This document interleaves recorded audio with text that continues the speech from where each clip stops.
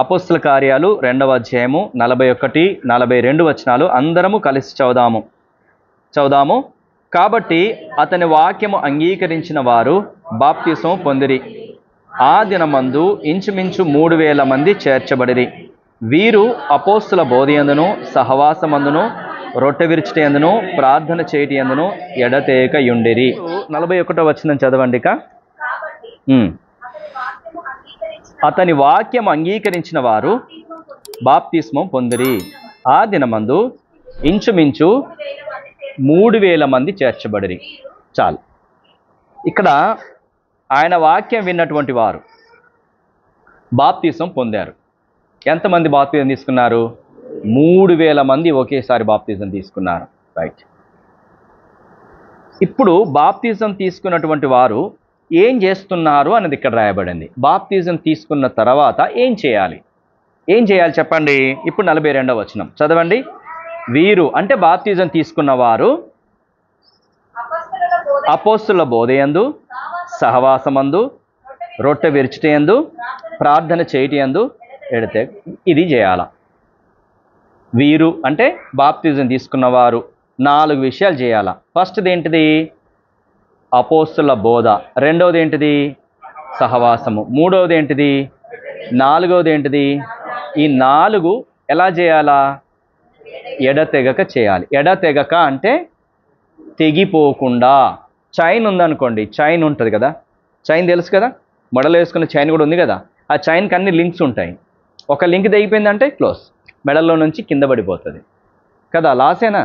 ఒక 5 తులాల చైన్ నేను చేయించుకున్నాను అనుకున్నా, ఒక లింక్ పోయిందా 5 లక్షలు పోయినట్టే కదా, అవునా? అట్లాగే ఈ 4 లింక్ తెగిపోయిందా మనకెంత నష్టమో.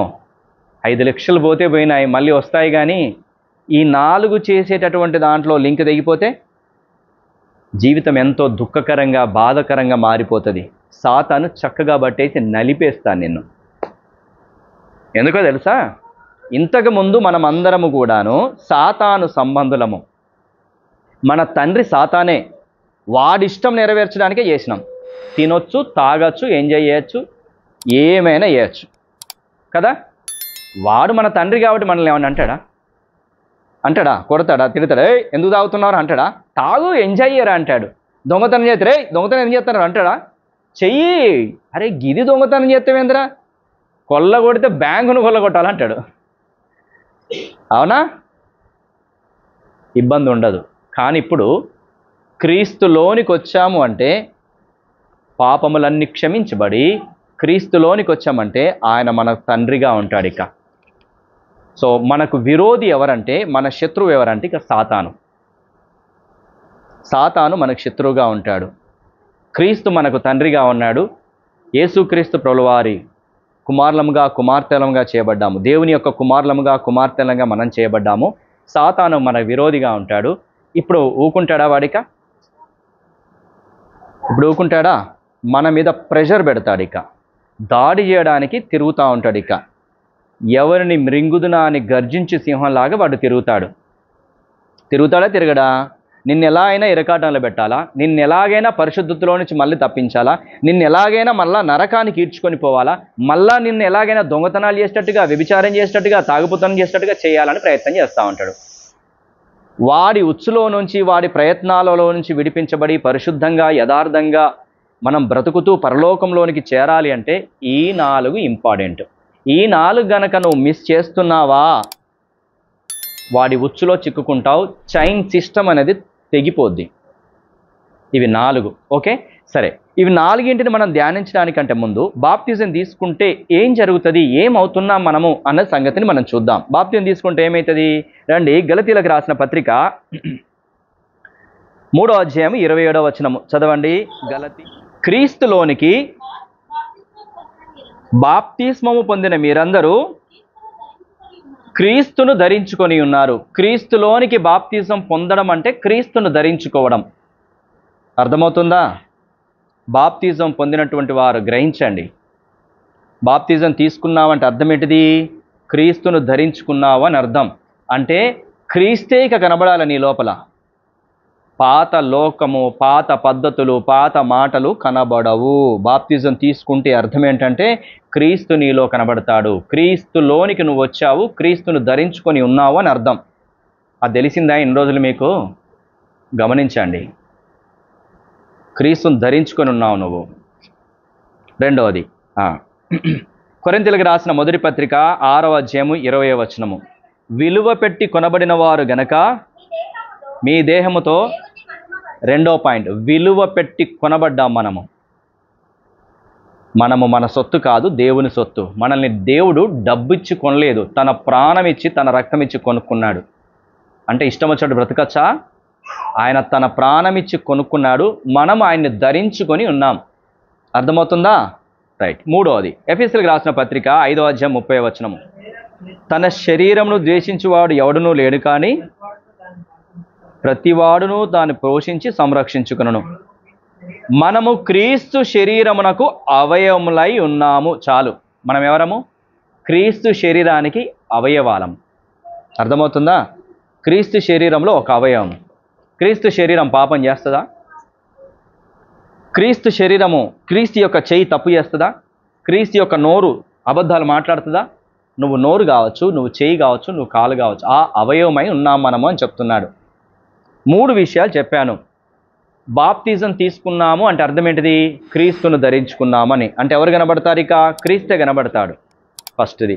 2, విలువ పెట్టి కొనబడ్డవారం మనము. అవునా? తన ప్రాణము, తన రక్తాన్ని ఇచ్చి మనల్ని కొనుక్కున్నాడు. మనం ఆయన సొత్తిక. అంటే ఇష్టం వచ్చినట్టు చేయడానికి వీలేదు ఈ దేహంతోని. రెండవది అయిపోయింది. మూడవది ఏంటి? మనము ఆయన యొక్క అవయవాలమని గుర్తుపెట్టుకోవాలా. ఎవరం మనము? ఆయన యొక్క అవయవాలము. ఈ భయం కలిగి బ్రతకండి. నన్ను ఆయన కొనుక్కున్నాడు, నేను ఆయన ధరించుకొని ఉన్నాను, నేను ఆయన అవయవమై ఉన్నాను, పాపం చేయడానికి వీల్లేదు, ఇష్టం వచ్చినట్టు మాట్లాడడానికి, ఇష్టం వచ్చినట్టు చేయడానికి వీల్లేదు. బూతులు బయటికి వచ్చేసేయాలా, తాగుబోతనం బయటికి రావాలా, గుట్కాలు, సినిమాలు, జూదము, వ్యభిచారం అన్నీ బయటకు వచ్చేసేయాలా. ప్రాముఖ్యంగా సినిమాలు చూడొద్దని బైబిల్లో ఏమైనా ఉందా? లేదు. కానీ చూస్తే నువ్వు పాపంలో పడతావు. అర్థమవుతుందా? వాక్యంలో ఏమని రాయబడిందంటే నువ్వు ఏదైతే చూస్తావో అది నేర్చుకుంటావు, ఏదైతే చూస్తావో దాన్ని నేర్చుకుంటావు, నేర్చుకుని ఏం చేస్తావు? దాన్ని చేస్తావు. రెండు కార్యాలు జరుగుతాయి. సినిమాలు చూడడం ద్వారా మోహపు చూపు చూస్తావు. మోహపు చూపు చూస్తే అప్పుడే వారితో వ్యభిచారం చేసినట్టే కాదా? నువ్వు వ్యభిచారి అవుతున్నావా లేదా? సినిమాలు చూడడం ద్వారా ఏమవుతున్నాము?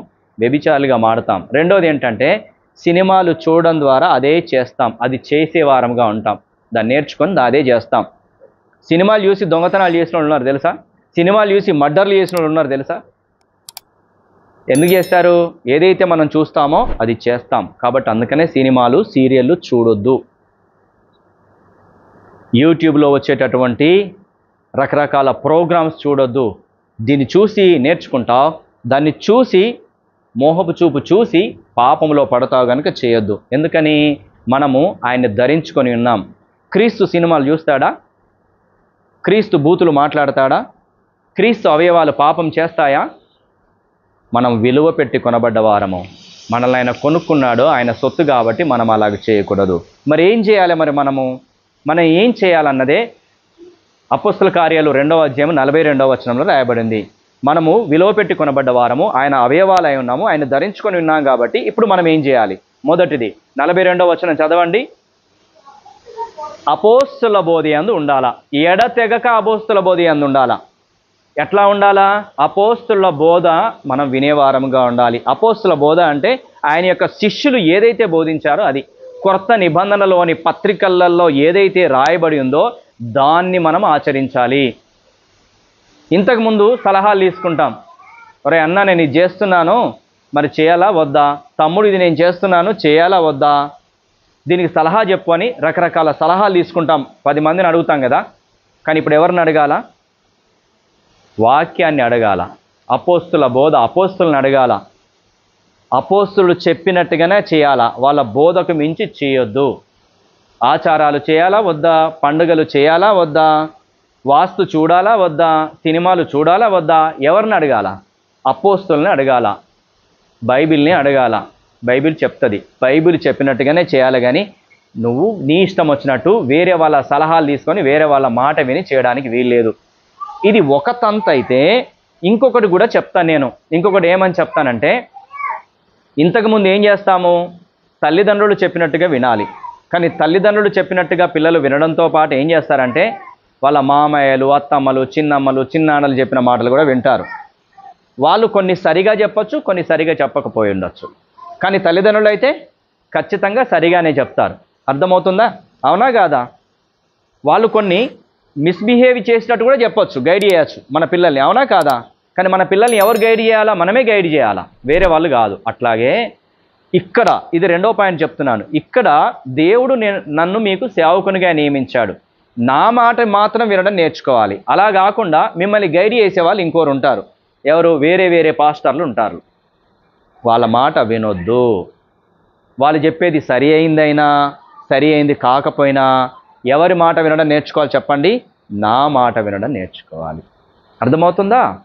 ఇది రెండవది. వాళ్ళ మాట విని ఆ పాస్టర్ అట్లా చెప్పింది కదా, ఆ పాస్టర్ అమ్మ అలా చేస్తుంది కదా, కాబట్టి మేము కూడా చేస్తామంటే కుదరదు. అవునా? మన పిల్లలు ఏమంటారు? బాబాయ్ అట్లా చెప్పింది కాబట్టి అంటాడు. అప్పుడు ఒప్పుకుంటావా? బాబాయ్ చెప్పినాడు రా, నన్ను అడగాల వద్దా అంటామా నమ్మా? అమ్మమ్మ చెప్పిందిరా, నన్ను అడగాల వద్దా? తాత చెప్పాడు రా, నన్ను అడగాల వద్దా అంటామా నమ్మా?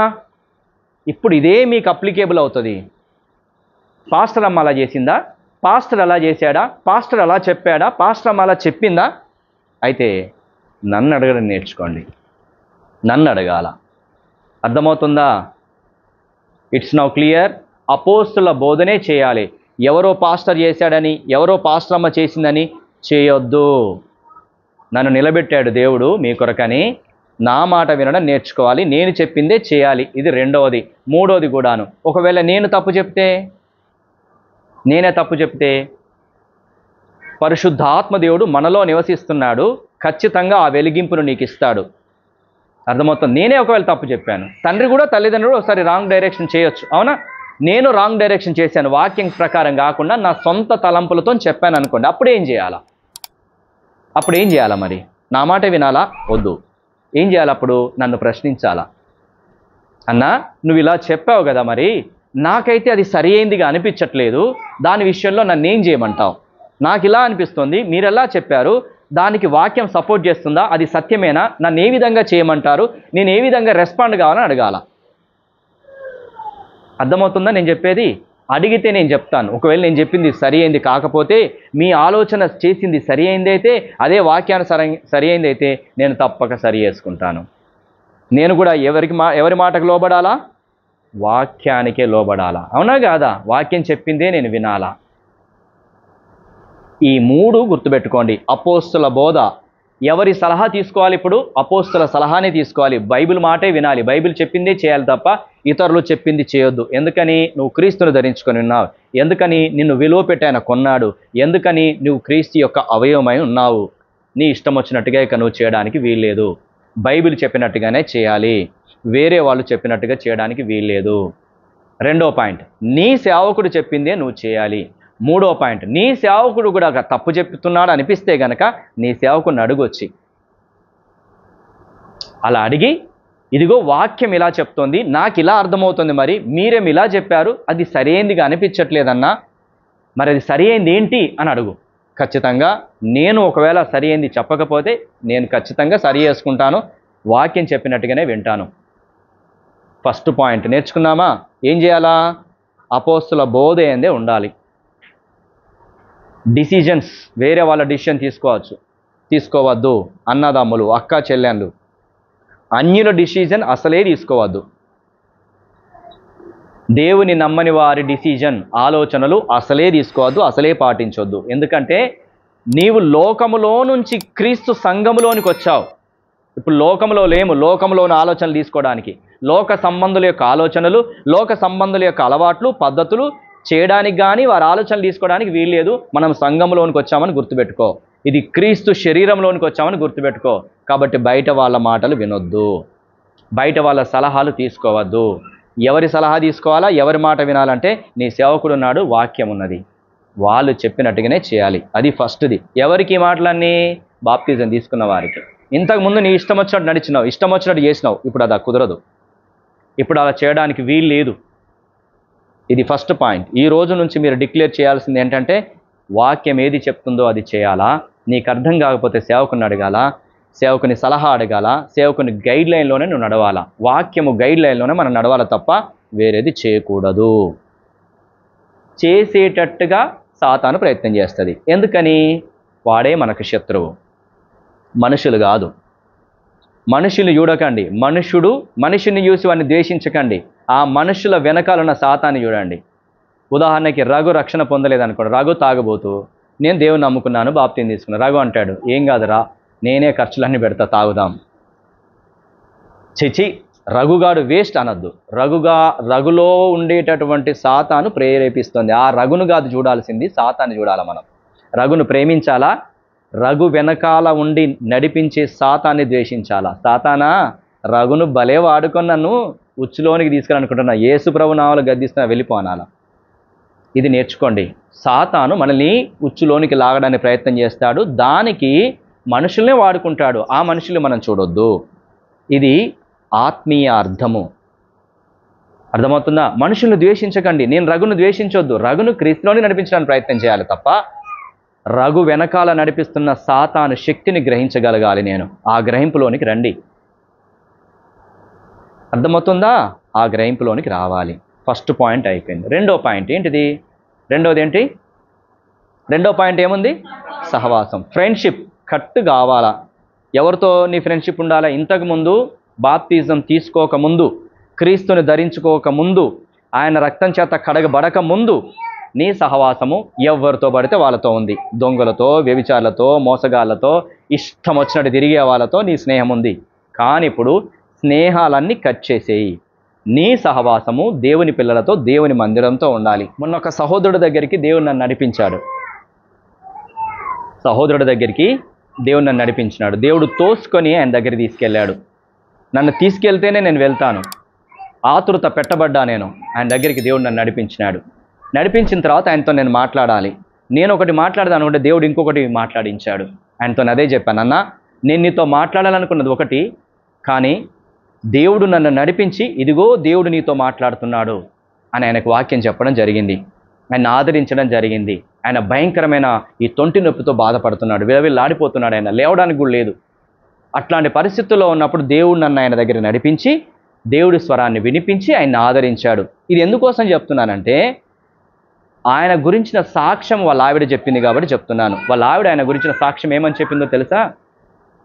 ఆయన డ్యూటీ నుంచి వచ్చిన తర్వాత మందిరంలో తప్ప ఇంకెక్కడ కనబడడు. మందిరంలోనే ప్రతి పని చేస్తాడు, మందిరంలోనే ఉంటాడు, దేవునికి నమ్మకంగా ఉంటాడు, సాక్షి జీవితం కలిగి ఉంటాడు.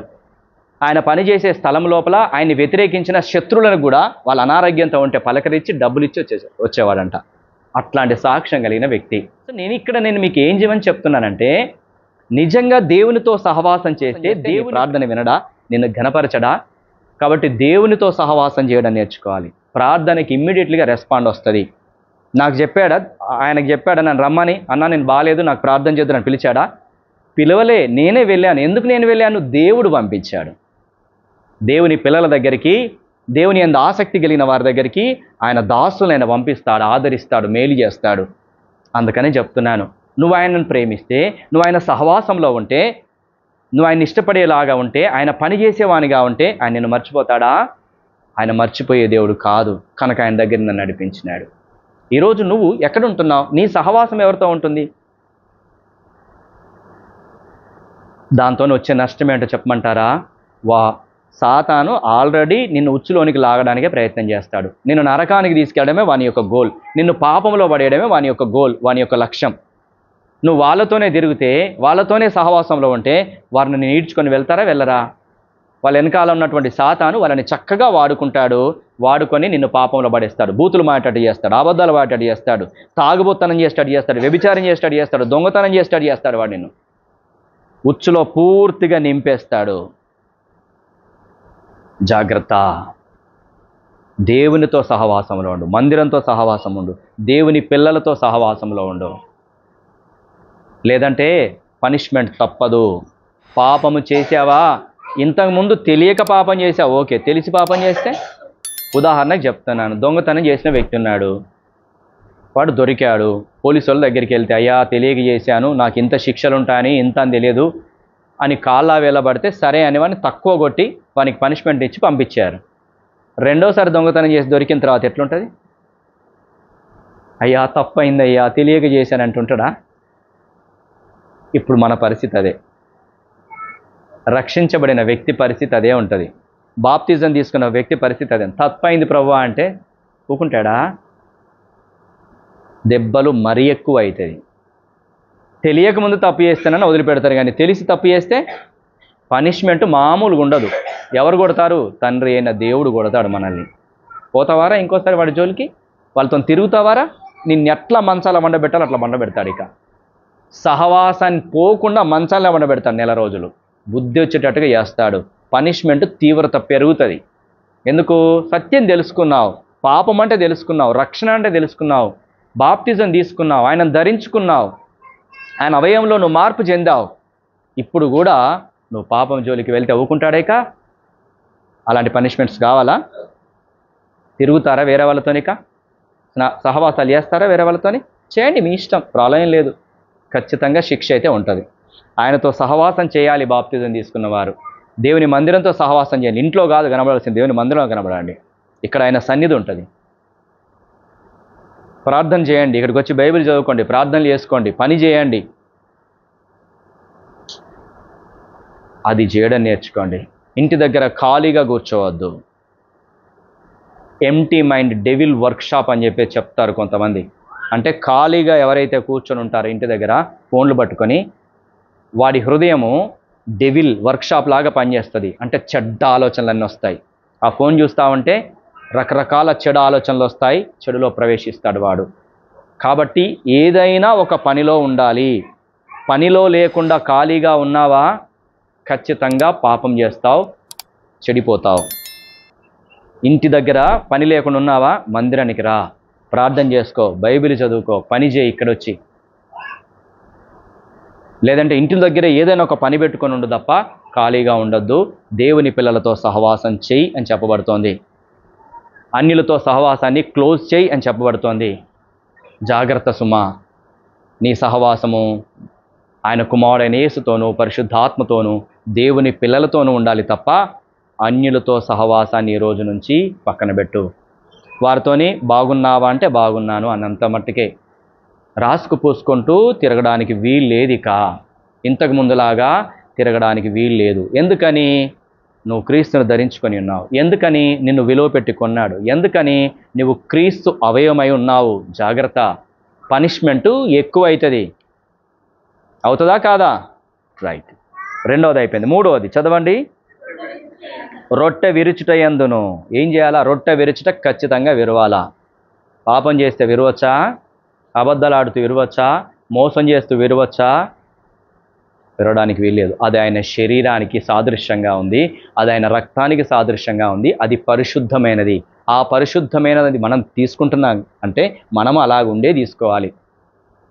మనం పరిశుద్ధంగా లేక ఇష్టం వచ్చినట్టుగా ఉండి ఆ పరిశుద్ధమైన తీసుకుంటే 3 రకాల పనిష్మెంట్స్ వస్తాయి. నీ పాపాలు క్షమించబడట్లేదు, సహవాసంలో లేవు, అపోస్తుల బోధలో లేవు. నీ ఇష్టం వచ్చినట్టు నువ్వు తిరుగుతూ ఇష్టం వచ్చినట్టు పాపం చేస్తూ వచ్చి బలలో చేయివేస్తే ఏం జరుగుతుంది? 3 రకాల పనిష్మెంట్స్ వస్తాయి. కొరింథీయులకు రాసిన మొదటి పత్రిక 11:23 నుంచి. నేను మీకు అప్పగించిన దాన్ని ప్రభు వల్ల పొందుతుని, ప్రభువైన యేసు తాను అప్పగింపబడిన రాత్రి ఒక రొట్టెని ఎత్తుకొని కృతజ్ఞతాస్తుతులు చెల్లించి దానిని విరిచి, ఇది మీ కొరకైన నా శరీరము, నన్ను జ్ఞాపకము చేసుకొనుటకై దీన్ని చేయడని చెప్పెను. ఆ ప్రకారమే భోజనం పిమ్మట ఆయన పాత్రను ఎత్తుకొని, ఈ పాత్ర నా రక్తం వలన క్రొత్త నిబంధన, మీరు దీనిలోని త్రాగినప్పుడల్లా నన్ను జ్ఞాపకము చేసుకొనుటకై దీన్ని చేయడని చెప్పెను. మీరు ఈ రొట్టెను తిని ఈ పాత్రలోని త్రాగినప్పుడల్లా ప్రభు వచ్చు వరకు ఆయన మరణమును ప్రచురించుదురు.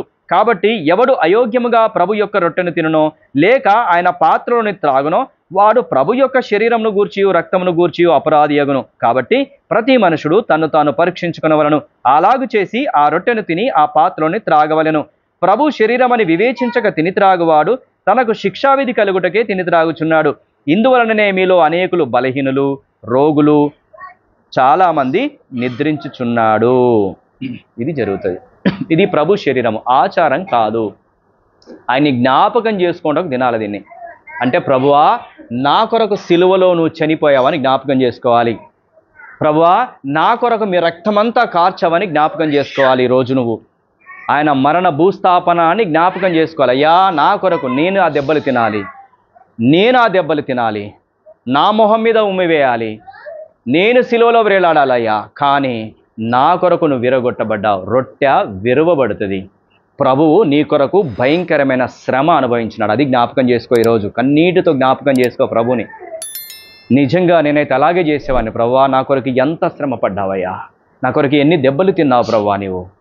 అది జ్ఞాపకానికి రావాలి ఈరోజు నీకు. ప్రభుని జ్ఞాపకం చేసుకోవాలి. అది పరిశుద్ధమైన శరీరము, నీ కొరకు శ్రమ పెట్టబడింది.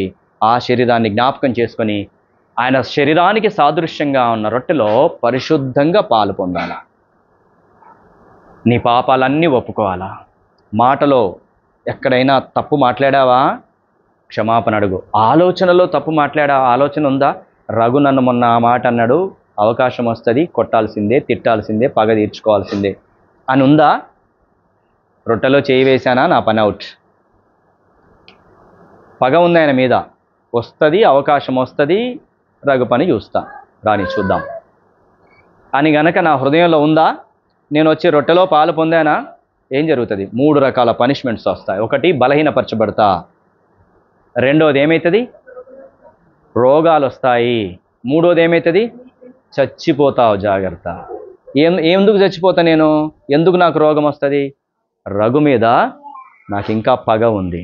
అవకాశం వచ్చినప్పుడు పగ తీర్చుకోవాలని చూస్తున్నాను. వస్తుందా రాదా పనిష్మెంట్? ఎవరు చెప్తున్నారు? దేవుని వాక్యం చెప్తోంది. అది సత్యం. కనుక అట్లా మీరు తీసుకుంటున్నారు గనుకనే మీలో అనేకులు బలహీనులుగా, రోగులుగా, నిద్రించేవారుగా ఉన్నారని వాక్యం చెప్తోంది.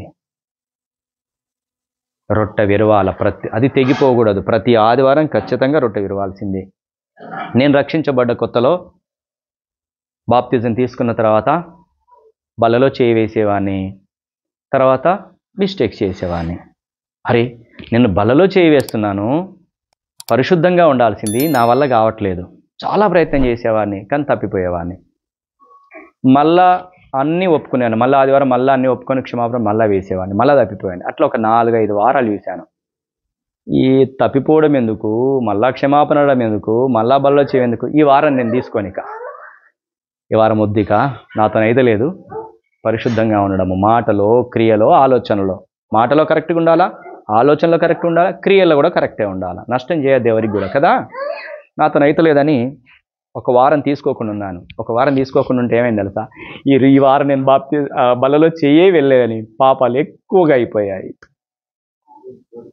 ఎట్లా ఉంటుంది ఇక కదా? ఆ భయమే లేదు నాకు. ఇక ప్రభు శరీరాన్ని తిన్నానని, ఆయన రక్తాన్ని నేను తాగాననే భయం లేక ఇంకా విచ్చలవిడిగా అయిపోయాను. అప్పుడు బుద్ధి వచ్చింది నాకు, బల్లలో చెయ్యి వేయాల్సిందే. అభ్యాసం చేసి నేను పాపాన్ని జయించాలా. ప్రభు మీద ఆధారపడి పరిశుద్ధాత్మ సహాయం తీసుకొని పాపాన్ని జయించాలి, కానీ బల్లలో చేయి వేయకుండా మానకూడదు అని మరలా డిసైడ్ అయ్యి ఇంకప్పటి నుంచి నేను బల్లలో ఖచ్చితంగా చేయి వేస్తాను, కానీ పరిశీలించి పాపాన్ని ఒప్పుకొని విడిచిపెట్టి చేయి వేస్తాను. అట్లా దినదినము పరిశుద్ధతలోకి మార్పు చెందాను. మాటలో పరిశుద్ధత, ఆలోచనలో పరిశుద్ధత, క్రియలో పరిశుద్ధత. ఇది జరుగుతుంది. అలా చేయకుండా బల్లలో చేయి వేస్తే, బల్ల తీసుకుంటే, రొట్టె తీసుకుంటే పనిష్మెంట్స్ ఉంటాయా ఉండవా? ఎలాంటి పనిష్మెంట్స్? ఫస్ట్ది బలహీనపరచబడతావు, రెండోది రోగం వస్తుంది, మూడోది చచ్చిపోతావు. అది పరిశుద్ధమైనది. ఆయనను జ్ఞాపకం చేసుకోవడానికి తీసుకోవాలి. ఏమని జ్ఞాపకం చేసుకోవాలా? నేను పాపాత్ముడనైన నా కొరకు పరిశుద్ధుడవైన నీవు సిలువలో నా కొరకు ప్రాణమిచ్చావయ్యా, నీ రక్తం కార్చావయ్యా అని జ్ఞాపకం చేసుకోవాలి. నువ్వు ఆ త్యాగం చేయకపోతే, నువ్వు ఆ శిక్ష భరించకపోతే నేను నరకంలోనికి వెళ్ళేవాడిని అని జ్ఞాపకం చేసుకోవాలి. ఈరోజు నీ రక్తం, ఆయన రక్తం చేత కడుక్కొనకుండా, పాపములు ఒప్పుకొనకుండా, విడిచిపెట్టకుండా నువ్వు బల్లలో చేయి వేయడానికి వీల్లేదు. ఇచ్చావా? ఇది రెండవ పనిష్మెంట్. చెడు స్నేహం చేస్తే పనిష్మెంట్, సహవాసంలో లేకపోతే పనిష్మెంట్ కదా. అపోస్తుల బోధ వినకపోతే పనిష్మెంట్, సహవాసం లేకపోతే పనిష్మెంట్, బల్లలో సరిగా చేయవేయకపోతే కూడా పనిష్మెంట్. సరి అయిన క్రమం ఇది. పరిశుద్ధతలోకి నువ్వు ఎదగడానికి, పరలోకంలో నిత్యత్వంలో ఉండడానికి క్రమం ఇది. నెక్స్ట్ 4వది చివరిది ఏంటి చెప్పండి? ప్రార్థన చేయాలి. ఇక ఎప్పుడు ప్రార్థన చేయాలా? ఎన్నిసార్లు ప్రార్థన చేయాలా? ఇది ప్రాముఖ్యమైనది. ఎప్పుడు ప్రార్థన చేయాలా? ఎన్నిసార్లు ప్రార్థన చేయాలా? ఒక్కొక్క భక్తుడు దానియేలు 3 సార్లు చేసేవాడు, దావీదు 7 సార్లు చేసేవాడు. ఇప్పుడు నువ్వు నేను ఎన్నిసార్లు చేయాలా చెప్పండి? Very good. ఎడతెగక చేయాలా, ఎప్పటికీ ప్రార్థన చేస్తూ ఉండాలి. Continuous prayer. పొద్దున్నే చేస్తా, మళ్ళీ మధ్యాహ్నం చేస్తా, సాయంత్రం చేస్తా కాదు, ఎప్పటికీ ప్రార్థనలో ఉండాలి. సమయం దొరికినప్పుడల్లా ప్రార్థనే. మోకరించి చేయాలా, కళ్ళు మూసుకొని చేయాలా, నిలబడి చేయాలా, పడుకొని చేయాలా, నీకు ఎట్లా వీలైతే అట్లా చెయ్యి. కళ్ళు తెరిచి చేస్తావా చెయ్యి, నడుచుకుంటూ చేస్తావా చెయ్యి, మోకరించి చేస్తావా చెయ్యి, పడుకొని చేస్తావా చెయ్యి. It's no problem. నువ్వు అట్లా ఎందుకు చేసినావని దేవుడు అడిగాడు. దేవునికి కావాల్సింది నీ అంతరంగ స్వభావము ప్రాముఖ్యమైంది. నువ్వు ఆయన మీద నిజంగా ఆధారపడి చేస్తున్నావా లేదా, నిజంగా విశ్వాసం ఉంచి చేస్తున్నావా లేదా అనే చూస్తాడు. ఇది ఫస్ట్ది. రెండవది, మోకరించి చేస్తే విధేయత కలిగి ఉన్నావని అర్థం. మంచిది, ఓకేనా? అట్లా చేయొద్దని కాదు, మోకరించి చేస్తే మనం ఆయన ఎదుట తగ్గించుకొని విధేయత చూస్తున్నామని మంచిది. మోకరించడానికి వీలైతే మోకరించి చెయ్యి, మోకరించడానికి వీలు లేకపోతే నిలబడి చెయ్యి, నిలబడే ఓపిక కూడా లేకపోతే పడుకునే చెయ్యి. It's no problem. ఈ సీక్వెన్స్ను మనం గుర్తుపెట్టుకోవాలి. కళ్ళు తెరిచే ప్రార్థన చేయాలని, కళ్ళు మూసుకొని ప్రార్థన చేయాలని కూడా లేదు. నువ్వు కళ్ళు తెరుచుకొని చేసిన ప్రార్థన వింటాడు, కళ్ళు మూసుకొని చేసిన ప్రార్థన వింటాడు. కానీ హృదయపూర్వకంగా నువ్వు ఆయన మీద ఆధారపడి ప్రార్థన చేయడం కావాలి. ఇది నిరంతరాయంగా జరగాలి. మీరు ఎన్నిసార్లు ప్రార్థన చేస్తున్నారు? అన్నం తినేటప్పుడు ప్రార్థన, నీళ్లు తాగేటప్పుడు ప్రార్థన, బయటికి వెళ్ళేటప్పుడు ప్రార్థన, వచ్చిన తర్వాత ప్రార్థన, ప్రయాణంలో ప్రార్థన, పని చేస్తున్నప్పుడు ప్రార్థన, ఎప్పుడైనా ప్రార్థన చేయొచ్చు. ఎప్పటికీ ప్రార్థన చేయడము చేయాలి. అది తెగిపోకూడదు, ప్రార్థనని మానకూడదు అని చెప్తున్నాడు. ఈ 4 చేస్తున్నారా మీరు? ఈ 4 తెగిపోతున్నదా? ఏదన్నా ఒకటి చైన్ తెగిపోతే సాతాను దాడి అవుతుంది. పాపంలో పడిపోతాం. పాపంలో పడిపోతే ఇంతకుముందు తెలియజేశాను ప్రభువా అంటే ఓకే అన్నాడు, ఇప్పుడు ఊకుంటాడా? పనిష్మెంట్ వస్తుంది, ఖచ్చితంగా శిక్షించబడతావు. ఈరోజు ప్రభు ఏ విషయాన్ని తెలియజేస్తున్నాడంటే, ఇంతకుముందు నీకు ఈ విషయాలు తెలియవు కాబట్టి వదిలిపెట్టాడు, ఇప్పుడు తెలియజేశాడు. అవునా? హోంవర్క్ రేపు రాసుకురండి అన్నామనుకోండి, రాసుకురాలేదు, కొంతమంది రాసుకురాలేదు. అప్పుడు అందరినీ కొడతానా? కొట్టను. రెండో అవకాశం ఇస్తాను. ఒరేయ్, నిన్న హోంవర్క్ రాసుకురాలేదు, కొట్టలేదు, కానీ ఇప్పుడు మాత్రము మీరు హోంవర్క్ రాసుకురాకపోతే ఖచ్చితంగా పనిష్మెంట్ ఉంటుంది. అది 10 దెబ్బలా, 20 దెబ్బలా, లేకుంటే గోడ కూర్చేయడమా తెలియదు, కానీ పనిష్మెంట్ ఖచ్చితంగా ఉంటుంది అని చెప్పాం. చెప్పిన తర్వాత కూడా రాసుకురాలేదనుకోండి, పనిష్మెంట్ ఉంటుందా ఉండదా? సో ఇది మీకు చెప్తున్నాను. ఇంతకుముందు మీకు చెప్పబడలేదు, తెలియబడలేదు, ఓకే వదిలిపెట్టేశాడు దేవుడు. కానీ ఇప్పుడు చెప్పాడా చెప్పట్లేదా? క్లియర్గా చెప్పాడు. చెప్పిన తర్వాత కూడా నువ్వు చేయలేదనుకో, దేవుని వాక్య ప్రకారం నడుచుకోలేదనుకో, పనిష్మెంట్ ఉంటుందా ఉండదు? ఇక ఖచ్చితంగా ఉంటుంది. రేపటి నుంచి మీ గృహాలలో పనిష్మెంట్ని చూడొద్దు అని అనుకుంటున్నాను నేను. అంటే వాక్య ప్రకారమే నడవాలి అని అనుకుంటున్నాను. ఏ వాక్య ప్రకారం నడవాలా? ఫస్ట్ ఏం చేయాలా? అపోస్తుల బోధ విను, వాక్యం ఏం చెప్తుందో విను. అర్థం కాకపోతే సేవకుని అడుగు, కానీ ఓన్ డిసిజన్ తీసుకోకు. పక్క వాళ్ళని వీళ్ళని అడగకు. ఏ సేవకుడో చెప్పిందని వినకు. అర్థమైందా? నీ సేవకుడున్నాడు, అడుగు, తెలుసుకో. భయపడాల్సిన అవసరం లేదు, నేను అందరికీ చెప్తాను. ఓకేనా? మీకు అర్థమయ్యేటట్టు చెప్తాను నేనున్నదే అందుకని. ఓకే. రెండవది ఏం చేయాలా? సహవాసం. ఎక్కడుంది నీ సహవాసము? ఈ రోజు నుంచి అన్య స్నేహాలన్నీ కట్ చేయి. దేవుని మందిరంలో ఉండు, దేవునితో సహవాసం చేయి, బైబిల్ విను, చదువు లేదంటే విను, పాటలు విను, పాటలు పాడు. అందరూ పాటలు పాడాలా. మీ యూత్ మీటింగ్లో పాటలు నేర్చుకోండి. ఇక అందరూ పాడాలా. ఒంటరిగా ఉన్నాడు, గలమెత్తి చక్కగా పాడండి, దేవుణ్ణి స్తుతించండి పాటల ద్వారా. 3, రొట్టె విరవడము. పరిశుద్ధంగా ఉండి రొట్టె విరవాలి. ప్రతి పాపాన్ని ఒప్పుకోండి. నాకు తెలియజేయ ప్రభా, ఇంక నేను మర్చిపోతే అని అడగడం నేర్చుకోవాలా. పాపము చేసినప్పుడే క్షమాపణ అడగాలి, మంచిదది. పాపము చేసినప్పుడే పరిశుద్ధాత్మ దేవుడు చెప్తాడు, నువ్వు ఈ పాపం చేశావు, ఈ అబద్ధం ఆడావు, లేకుంటే ఈ మోసం చేశావు అని అప్పుడే చెప్తాడు మనకి. అప్పుడే క్షమాపణ, ప్రభువా తప్పైపోయింది, ఇంకా అబద్ధం ఆడ, నన్ను క్షమించు అని నేర్చుకోండి. ఇక్కడ ఆదివారం వచ్చేంత వరకు చూడకండి. అప్పుడే పాపం చేసిన మరుక్షణమే క్షమాపణ అడిగి దాని మీద జయం ఇవ్వు ప్రభువా, నేను అలా చేయకుండా నాకు సహాయం చేయి ప్రభువా అని అడగడం నేర్చుకోవాలి. అలా యోగ్యంగా మరలా ఇక్కడికి వచ్చిన తర్వాత మరలా ఒకసారి జ్ఞాపకం చేసుకోండి, ఎక్కడైనా తప్పిపోయినా, ఇంకా ఎవరి మీద కోపం ఉందా, పగ ఉందా, నా మీద ఇంకెవరికైనా కోపం ఉందా. ఇది రెండవది. మొదటి కోపం ఏంటంటే మనం ఎవరినైనా ఉంటే క్షమిస్తాం, మరి మన మీద వాళ్ళు ఉన్నారనుకో అప్పుడు కూడా బలలో చేయడానికి వీల్లేదు, తెలుసా. ఉదాహరణకి రఘుకు నా మీద కోపం ఉందనుకున్నాం, పగ ఉంది, కోపం ఉంది, నేను చేసిన దాన్ని బట్టే కదా, నేను మిస్టేక్ చెందని కోపం ఉందనుకో, నేను వచ్చి బలలో చేయడానికి వీల్లేదు. రఘు దగ్గరికి పోయి క్షమాపణ అడగాల. రఘుకు నా మీద కోపం లేదంటేట్టుగా క్షమాపణ అడగడం రావాలా. ఇక ఆయన క్షమిస్తాడా క్షమించడా ఆయన కుదిలిపెడతాను, కానీ నేను మాత్రం వెళ్ళి క్షమాపణ, ఎందుకంటే రఘు నా మీద కోపం ఉంది, నేను చేసిన దాన్ని బట్టో నేను మాట్లాడే దాన్ని బట్టో నా మీద కోపం ఉన్నది. ఆయన కోపం ఉన్నది నాకు తెలిసిన తర్వాత నేను బలలో చేయడానికి వీల్లేదు. వెళ్ళి క్షమాపణ అడిగిన తర్వాత క్షమాపణ నా బాధ్యత, హృదయపూర్వకంగా. ఆయన క్షమిస్తాడా వదిలిపెడతాడా నాకు తెలియదు, కానీ క్షమాపణ అడిగైతే నేను వస్తాను నా హృదయపూర్వకంగా. ప్రభు నా హృదయాన్ని చూస్తున్నాడు కాబట్టి అప్పుడు వచ్చి బలలో చేయవేయి. అలా కాకుండా చేయడానికి వీల్లేదు. అలా కాకుండా రఘుకు నా మీద కోపం ఉన్నదని తెలిసి కూడా నేను వచ్చేసి బలలో చేయవేస్తే పనిష్మెంట్స్ 3 ఖచ్చితంగా వస్తాయి. కాబట్టి వెళ్ళండి. ఆయన ఏదో మరి వేరే దేశంలో ఉంటే చనిపోతేనో, రఘు చచ్చిపోయాడు అనుకో, నా ఏదో కోపం ఉండే, ఇప్పుడు ఎట్లా మరి కదా, లివ్ ఇట్, అది వదిలిపెట్టండి. కొన్ని ఎగ్జంప్షన్స్ ఉంటాయి, కానీ నా హృదయంలో మాత్రం క్షమాపణ అడిగే హృదయం కావాలి. అర్థమవుతుందా? నా హృదయంలో క్షమాపణ అడిగే హృదయం. రఘు ఇక్కడ లేడు, ఫోన్ కూడా కలుపుతలేదు, నేను బలలో చేయవేయాలి. ఎలాగా? హృదయమార దేవుడి సన్నిధిలో, ప్రభువా రఘుకు నా మీద ఆయుసం ఉంది, నేను సిద్ధంగా ఉన్న క్షమాపణ అడగండి, కాళ్ళు పట్టుకొని కూడా క్షమాపణ అడగడానికి ఆయన రెడీ అనే హృదయాన్ని చూస్తాడు ప్రభు. అలాగా అడిగి అప్పుడు మనము బలలో చేయవేస్తే అది మంచిది, అది క్రమము. 4వది ఏంటి? ప్రార్థన చేయడము. కంటిన్యూస్ ప్రేయర్ అనేది జరగాలిక. ప్రతిదానికి దేవుని మీద ఆధారపడు. ఆయన మన తండ్రి. అమ్మని ఇది అడగొచ్చు అడగరాదు అని ఉంటుందా? అమ్మని అందరూ అన్ని అడిగారా అడగలేదా? అన్ని అడిగాను అన్న వాళ్ళు చేస్తండి, అన్ని అడగచ్చు అడగరాదు అమ్మని.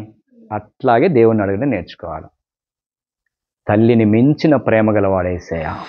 తల్లి అయినా మరుచునేమో కానీ మరువని ఎడబాయిని దేవుడు యేసయ్య. ఆయన అడగండి. ఈరోజు అమ్మని ఎట్లా అడుగుతారో అట్లా అడగండి. మీకు ఎలా అడగాలనిపిస్తే అలా అడగండి, ఆయన రెస్పాండ్ అవుతాడు. అమ్మ రెస్పాండ్ అవుతుందో కాదో కానీ మన పరమ తండ్రి అయిన ప్రభువైన యేసుక్రీస్తుల వారు మనకు రెస్పాండ్ అవుతారు. ఖచ్చితంగా రెస్పాండ్ అవుతాడు. ఆ సంతోషం వేరే ఉంటుంది. అనుభవించి మీరు నాకు చెప్పండి, నేను ఇలా ప్రార్థన చేశాను, దేవుడు నాకు ఇలా సహాయం చేశాడు. ఎంత బాగుంటుంది కదా. చేద్దామా? 4 చేద్దామా? ఈ రోజు నుంచి మీకు అనౌన్స్ చేయబడింది, క్లియర్గా చెప్పబడింది, పాపము చేస్తూ బల్లలో చేయవేయకండి. ఆయన ప్రార్థన చేసుకుందాం.